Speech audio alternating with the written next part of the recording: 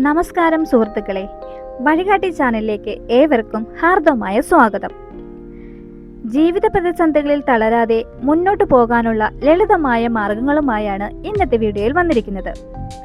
പുതിയ ആളാണെങ്കിൽ channel like ചെയ്യാനും ഉപകാരപ്രദമെന്ന് തോന്നിയാൽ വീഡിയോ ഷെയർ ചെയ്യാനും സബ്സ്ക്രൈബ് ചെയ്യാനും ആ ബെല്ലൈക്കനൊന്ന് അമർത്താനും മറക്കരുതേ. പ്രിയപ്പെട്ടവരെ, ജീവിതത്തിൽ പ്രതിസന്ധികൾ നേരിടാത്ത ആരും തന്നെ ഉണ്ടാകില്ല.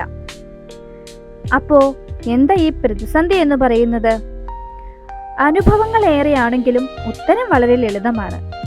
പ്രതിസന്ധി എന്നത് ഒരു വ്യക്തിയെയോ സ്ഥാപനത്തെയോ സമൂഹത്തെയോ ബുദ്ധിമുട്ടിലാക്കുന്ന കഠിനമായ സാഹചര്യം അല്ലെങ്കിൽ പ്രശ്നം എന്നാണ് അർത്ഥം. സിമ്പിൾ, ഒറ്റ വാക്ക് തീർന്നു അല്ലേ? അപ്പൊ എന്തൊക്കെയാണ് ഈ പ്രതിസന്ധി ഘട്ടങ്ങൾ? അത് തന്നെ നമ്മൾ എന്നും നേരിടുന്ന നമ്മുടെ ദൈനംദിന ജീവിതത്തിൽ നമ്മൾ അനുഭവിച്ചു കൊണ്ടിരിക്കുന്ന ആ പ്രശ്നങ്ങൾ. അതെന്തൊക്കെയാണ്? സാമ്പത്തിക പ്രതിസന്ധി, ആരോഗ്യ പ്രശ്നങ്ങൾ, ജോലിയിലെ സമ്മർദ്ദങ്ങൾ, ബന്ധങ്ങളിലെ വിള്ളലുകൾ, ജീവിതത്തിലെ വെല്ലുവിളികൾ, അങ്ങനെ ഒരുപാടുണ്ട്. പ്രിയപ്പെട്ടവരെ, പ്രശ്നങ്ങൾ ജീവിതത്തിന്റെ ഒരു ഭാഗമാണ്. പക്ഷേ അവയെ നേരിടാനുള്ള ശക്തി നമുക്കുണ്ട്, നമ്മുടെ ഉള്ളിലുണ്ട്. അത് കണ്ടില്ലെന്ന് നടിക്കുന്നതാണ് നമ്മുടെ പ്രശ്നങ്ങൾ രൂക്ഷമാകാനുള്ള കാരണം. എന്നാൽ തളരരുത്. ഓരോ ഇരുണ്ട രാത്രിക്ക് ശേഷം ഒരു പ്രഭാതമുണ്ട്. ഓരോ പ്രശ്നത്തിനും അതിൻ്റെതായ പരിഹാരവുമുണ്ട്. ഓരോ പരാജയത്തിനും പിന്നിൽ ഒരു പാഠമുണ്ട്. അതെ, ആ പാഠമാണ് നമ്മൾ ഉൾക്കൊള്ളേണ്ടത്. പ്രശ്നങ്ങൾ അല്ലെങ്കിൽ പ്രതിസന്ധികൾ നിങ്ങളെ തകർക്കാനല്ല വരുന്നത്, മറിച്ച് നിങ്ങളെ കൂടുതൽ ശക്തരാക്കാനാണ് വരുന്നത്. എന്നാൽ ഇത്തരത്തിലുള്ള വെല്ലുവിളികൾ വരുമ്പോൾ ഞാൻ ഉൾപ്പെടെയുള്ള നമ്മുടെ സമൂഹം തളർന്നു പോകുന്നു. പക്ഷേ മറ്റു ചിലർ അതേ പ്രതിസന്ധികളെ അതിജീവിച്ച് വിജയത്തിലേക്ക് എത്തുന്നു. അവിടെയാണ് നാം എല്ലാവരും ചിന്തിക്കേണ്ടത്, അവരെങ്ങനെ അത് ചെയ്യുന്നു? എന്തുകൊണ്ടും നമുക്കത് സാധിച്ചുകൂടാ? വരൂ സുഹൃത്തുക്കളെ, നമുക്കും അവരുടെ പാത പിന്തുടർന്നു നോക്കാം. പ്രതിസന്ധി ഘട്ടങ്ങളിൽ തളരാതെ മുന്നോട്ട് പോകാനുള്ള ഒരു 6 പ്രധാന വഴികളെ കുറിച്ച് നമുക്കിന്ന് ഈ വീഡിയോയിലൂടെ മനസ്സിലാക്കാം. ഒന്നാമത്തെ വഴി, യാഥാർത്ഥ്യം അംഗീകരിക്കുക. പ്രശ്നമുണ്ടെന്ന് ആദ്യം അംഗീകരിക്കണം. പലരും പ്രശ്നങ്ങളിൽ നിന്ന് ഓടി ഒളിക്കാൻ ശ്രമിക്കുന്നു. പക്ഷേ നമ്മൾ ആ പ്രശ്നത്തെ അംഗീകരിക്കുമ്പോഴാണ് പരിഹാരത്തിലേക്കുള്ള വഴി തുറക്കുന്നത്. ശരിയല്ലേ? അതേസമയം അയ്യോ എനിക്കൊരു പ്രശ്നം വന്നു എന്ന് പറഞ്ഞ് നമ്മൾ ആ പ്രശ്നത്തിന്റെ പുറകെ പോയാൽ നമുക്ക് എന്താണ് അവിടെ ലഭിക്കുക? എനിക്കൊരു പ്രശ്നമുണ്ട്, പക്ഷേ അതിനെ നേരിടാൻ എനിക്ക് കഴിയുമെന്ന മനോഭാവം വളർത്തിയെടുത്തു നോക്കൂ. Trust on yourself. നിങ്ങൾ നിങ്ങളെ തന്നെ വിശ്വസിക്കൂ, നിങ്ങളെ കൊണ്ട് സാധിക്കും. സെൽഫ് കോൺഫിഡൻസ് ഉണ്ടാക്കിയെടുക്കൂ. എന്നെക്കൊണ്ട് അതിന് കഴിയും, എന്നെക്കൊണ്ടല്ലാതെ ഈ പ്രശ്നത്തിന് മറ്റാർക്കും ഒരു പരിഹാരം ഉണ്ടാക്കാൻ സാധിക്കില്ല എന്ന ബോധം നമ്മളിലേക്ക് വളർത്തിയെടുക്കൂ. അവിടെ നമ്മൾ നമ്മുടെ വിജയത്തിന്റെ ആദ്യ പടി കടക്കും സുഹൃത്തുക്കളെ. രണ്ടാമത്തെ മാർഗം, ചെറിയ ലക്ഷ്യങ്ങൾ വയ്ക്കുക എന്നതായിരിക്കണം.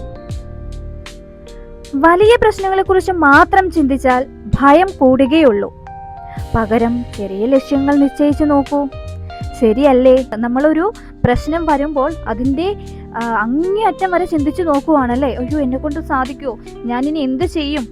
ഞാൻ എങ്ങനെയാണ് ഈ പ്രശ്നത്തിൽ നിന്ന് തലയുരുക എന്നിങ്ങനെ ചിന്തിച്ചുകൊണ്ടിരുന്നാൽ എന്താ നമുക്ക് സംഭവിക്കുക? ആ പ്രശ്നം വളർന്നങ്ങ് വഷളാകൂലേ? അപ്പൊ അവിടെ എന്ത് ചെയ്യണം? നമ്മൾ ആ പ്രശ്നത്തെ സിമ്പിളായിട്ട് നേരിടാൻ പഠിക്കുക. ആദ്യം പറഞ്ഞില്ലേ, സെൽഫ് കോൺഫിഡൻസ്. ഈ പ്രശ്നമോ, ഇതെനിക്ക് നിസ്സാരം ചെയ്യാൻ പറ്റാവുന്നത്, എന്നെ കൊണ്ട് അതിന് സാധിക്കുന്നേ. ആ ഒരു മനോഭാവം നമ്മുടെ മനസ്സിലേക്ക് അപ്പോഴൊന്ന് കൊടുത്തു നോക്കൂ. ഒരു ചെറിയ ചെറിയ ലക്ഷ്യങ്ങൾ വെച്ച് നോക്കൂ. ഇന്ന് ചെയ്യേണ്ട കാര്യം, അതുപോലെ ഈ ആഴ്ച ചെയ്യേണ്ട കാര്യം, ഈ മാസം എനിക്ക് എന്തെല്ലാം കാര്യങ്ങൾ ചെയ്തു തീർക്കാമെന്ന കാര്യം. അങ്ങനെ ചെറിയ ചെറിയ ലക്ഷ്യങ്ങൾ വെച്ച് മുന്നോട്ട് ചെയ്ത് പോയി നോക്കൂ. അത്തരത്തിൽ ചെറിയ ചെറിയ വിജയങ്ങൾ നമ്മുടെ ആത്മവിശ്വാസം വർദ്ധിപ്പിക്കുന്നു. നമ്മൾ ഓരോ ചെറിയ ചെറിയ ലക്ഷ്യം വെച്ച് നമ്മളത് ആ ലക്ഷ്യത്തിലേക്ക് എത്തിച്ചേരുമ്പോൾ, ആ വിജയം നമ്മുടെ കയ്യിൽ ആയി കഴിയുമ്പോൾ നമുക്ക് എന്താ സംഭവിക്കുക? സെൽഫ് കോൺഫിഡൻസ് വർദ്ധിക്കും. എന്നെ കൊണ്ട് സാധിക്കും, ഇനി എന്ത് വന്നാലും ഞാൻ നേരിടും. ആ ഒരു ചിന്ത നമ്മളിൽ സ്വയം വളരാൻ അനുവദിക്കും. അപ്പൊ നമ്മൾ എന്ത് ചെയ്യണം? വലിയ വലിയ പ്രശ്നങ്ങളുടെ പുറകെ പോകാതെ ചെറിയ ചെറിയ ലക്ഷ്യങ്ങൾ വെച്ച് അതിനെ നമുക്ക് വിജയിപ്പിക്കാൻ സാധിക്കുക, അല്ലെങ്കിൽ അതിനുവേണ്ടി പരിശ്രമിക്കുക. മൂന്നാമത്തെ കാര്യം, പോസിറ്റീവ് ആളുകളോടൊപ്പം നിൽക്കൂ. പോസിറ്റീവ് ആളുകളോ? അതെന്താ അത് അല്ലേ? അപ്പൊ നെഗറ്റീവ് ആളുകളുണ്ടോ? അങ്ങനെയൊക്കെ ഒരു ചോദ്യം വരും അല്ലേ? വേറൊന്നുമല്ല, പോസിറ്റീവ് എന്ന് പറഞ്ഞാൽ നമ്മുടെ മനസ്സിനെ ശാന്തരാക്കാൻ സഹായിക്കുന്ന, അല്ലെങ്കിൽ നമ്മളെ അറിയുന്ന, നമുക്ക് നല്ലത് വരണമെന്ന് ചിന്തിക്കുന്ന, നമ്മളെ സഹായിക്കുന്ന, നമ്മുടെ പ്രശ്നങ്ങൾക്കൊപ്പം നമ്മുടെ കൂടെ നിൽക്കുന്ന കുറച്ച് പേരുണ്ടാവും അല്ലേ? അവരാണ് പോസിറ്റീവ് ആളുകൾ. അവരെ കണ്ടുപിടിക്കാൻ എളുപ്പമാണ് സുഹൃത്തുക്കളെ. നമുക്കൊരു പ്രശ്നം വന്നാൽ മതി, അതുവരെ നമ്മുടെ കൂടെ ഉണ്ടായിരുന്ന എത്ര പേർ ആ പ്രശ്നത്തിൽ നമുക്കൊപ്പം നിൽക്കുമെന്ന് നമുക്ക് കാണാൻ സാധിക്കും. ഞാൻ പറയട്ടെ, ഈ പ്രശ്നങ്ങളുണ്ടല്ലോ, ഒരുപാട് പാഠങ്ങൾ നമ്മെ പഠിപ്പിക്കുന്നുണ്ട്. ആരെ വിശ്വസിക്കണം, ആരെ കൂടെ നിർത്തണം, ആരെ സഹായിക്കണം, ഒരു പ്രശ്നം വരുമ്പോൾ നമ്മളുടെ ഒപ്പം നിൽക്കാൻ ആരൊക്കെയുണ്ട് എന്നെല്ലാം ഈ പ്രശ്നത്തിലൂടെ നമുക്ക്, അല്ലെങ്കിൽ ഈ പ്രതിസന്ധികളിലൂടെ നമുക്ക് അറിയാനായിട്ട് സാധിക്കും. അതാണ് ഞാൻ പറഞ്ഞത്, പ്രശ്നം വരുന്നത് നമ്മളെ തളർത്താനല്ല, പകരം നമുക്ക് ഓരോ തിരിച്ചറിവ് നൽകാനാണ്, നമുക്ക് ഓരോ പാഠങ്ങൾ നൽകാനാണ്. ആ തിരിച്ചറിവും ആ പാഠങ്ങളും ഉൾക്കൊണ്ട് വേണം നമ്മുടെ മുന്നോട്ടേക്കുള്ള യാത്ര തുടങ്ങുവാൻ.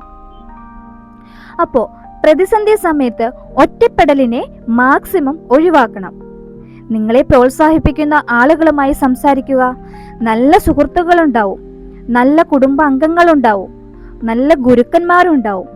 ഈ സമയത്ത് ഇവരുടെയൊക്കെ പിന്തുണ തേടുന്നത് നമുക്ക് വലിയൊരു ശക്തിയാണ്. ഇനി അതും പോട്ടെ, നമുക്ക് മറ്റുള്ളവരോട് തുറന്നു പറയാൻ പറ്റാത്ത അത്രയും എന്തെങ്കിലും ഒരു പ്രശ്നമാണ് നേരിട്ടുകൊണ്ടിരിക്കുന്നതെങ്കിൽ സുഹൃത്തുക്കളെ, നിങ്ങൾക്ക് സ്വന്തമായി ഒരു റൂം ഉണ്ടാവും. ആ റൂമിൽ ആ ഭിത്തിയുണ്ടല്ലോ, ആ ഭിത്തിയിലോ അല്ലെങ്കിൽ നിങ്ങളുടെ ആരാധിക്കുന്ന ഏതെങ്കിലും ദൈവങ്ങളോ അല്ലെങ്കിൽ നിങ്ങളുടെ ഏതെങ്കിലും ഇഷ്ടപ്പെടുന്ന എന്തെങ്കിലും ഒരു വസ്തുവൊക്കെ അവിടെ ഉണ്ടാവുമല്ലോ. നിങ്ങൾ ആരും കാണാതെ അവരോട് പറയൂ. നിങ്ങൾക്ക് വേണ്ടി കുറച്ച് ടൈം മാറ്റി, ആരുമില്ലാത്ത സമയം നിങ്ങൾ നിങ്ങളുടെ മനസ്സ് മുഴുവൻ അവിടെ തുറക്കൂ. ഒന്നുമല്ലെങ്കിലും ഒരു ഡയറി എടുക്കൂ. ആ ഡയറിയിൽ നിങ്ങളുടെ മനസ്സിനെ ഇപ്പം നിങ്ങൾ എന്താണ് വിഷമിച്ചുകൊണ്ടിരിക്കുന്നത്, അല്ലെങ്കിൽ നിങ്ങൾ എന്താണ് ഇപ്പോൾ അലട്ടിക്കൊണ്ടിരിക്കുന്നത്, ആ കാര്യങ്ങൾ അങ്ങ് എഴുതി വെക്കൂ. ആ സമയത്ത് നിങ്ങളുടെ മനസ്സിൽ തോന്നുന്ന എല്ലാ കാര്യങ്ങളും ആ ഡയറിയിലേക്ക് നിങ്ങൾ കുറിച്ച് വെക്കൂ. അത് കഴിയുമ്പോൾ അവിടെ തീർന്നതാ, അതുവരെ ഞാൻ അനുഭവിച്ചു കൊണ്ടിരിക്കുന്ന ആ ഒരു വീർപ്പ് മുട്ടലുകൾ എല്ലാം എവിടേക്കോ പോയി മറയുന്നതായിട്ട് കാണാം സുഹൃത്തുക്കളെ. അങ്ങനെയാണ് നമ്മൾ ജീവിതത്തിലേക്കുള്ള നമ്മുടെ വഴികൾ, അല്ലെങ്കിൽ വിജയത്തിലേക്കുള്ള നമ്മുടെ വഴികൾ തുറന്നിടേണ്ടത്. പകരം ഇതൊന്നും ആരുമായും ഷെയർ ചെയ്യാതെ മനസ്സിൻ്റെ ഉള്ളിൽ ഇങ്ങനെ അടക്കി പിടിച്ച് നടന്നാൽ എന്താ സംഭവിക്കുക? ആ പാവം നമ്മുടെ ശരീരവും അതിനൊപ്പം തന്നെ ക്ഷീണിച്ചു പോവുമല്ലേ. നമുക്ക് ഒന്നും ഉൾക്കൊള്ളാനാവാതെ, ഒന്നിലും സന്തോഷം കണ്ടെത്താതെ ഇങ്ങനെ ജീവിച്ചു തീർക്കേണ്ട ഒരു അവസ്ഥ വരും. അപ്പം എന്ത് ചെയ്യുക?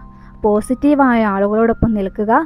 അവരുമായി നിങ്ങളുടെ എല്ലാ പ്രശ്നങ്ങളും ഷെയർ ചെയ്യുക.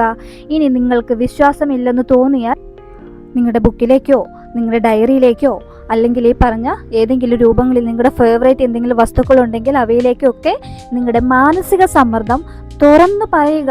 നിങ്ങൾ ഉറക്കെ ചിരിക്കുക. നിങ്ങൾക്ക് കരയാൻ തോന്നുന്നുണ്ടോ? നിങ്ങൾ ഉറക്കെ കരയൂ, നിങ്ങൾ പൊട്ടിക്കരയൂ.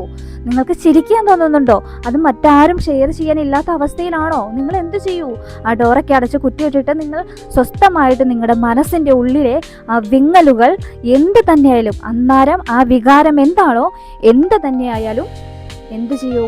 അവരോട്, ആ ജീവനില്ലാത്ത വസ്തു ആയിക്കോട്ടെ, പക്ഷേ ഞാൻ പറയുന്നത് കേൾക്കാൻ നിങ്ങൾക്ക് ക്ഷമയുണ്ട്, അല്ലെങ്കിൽ നിങ്ങൾ കേൾവിക്കാരാണ് എന്നുള്ള രീതിയിൽ നിങ്ങൾ പറയൂ. നിങ്ങൾക്ക് ആരോടെങ്കിലും ദേഷ്യമുണ്ടോ? ആ ദേഷ്യം നിങ്ങൾ എങ്ങനെയാണ് ആ ദേഷ്യത്തെ നിയന്ത്രിക്കാൻ ശ്രമിക്കുന്നത്, അല്ലെങ്കിൽ ഇല്ലാതാക്കാൻ ശ്രമിക്കുന്നത്, ആ രീതിയൊക്കെ നിങ്ങൾ അവിടെ കാണിച്ചോളൂ. അതൊന്നും ആരും അറിയാൻ പോകുന്നില്ല. പക്ഷേ നമുക്ക് എന്ത് കുറഞ്ഞു കിട്ടും? നമ്മുടെ ഉള്ളിൻ്റെ ഉള്ളിൽ വിങ്ങിക്കൊണ്ടിരിക്കുന്ന ഒരു വിങ്ങലിനെ പൂർണ്ണമായും ഇല്ലാതാക്കാൻ ഇത്തരം കാര്യങ്ങളിലൂടെ സാധിക്കും സുഹൃത്തുക്കളെ. അടുത്ത ഭാഗം പാർട്ട് 2 വീഡിയോയിലുണ്ട്, മറക്കാതെ കാണണേ.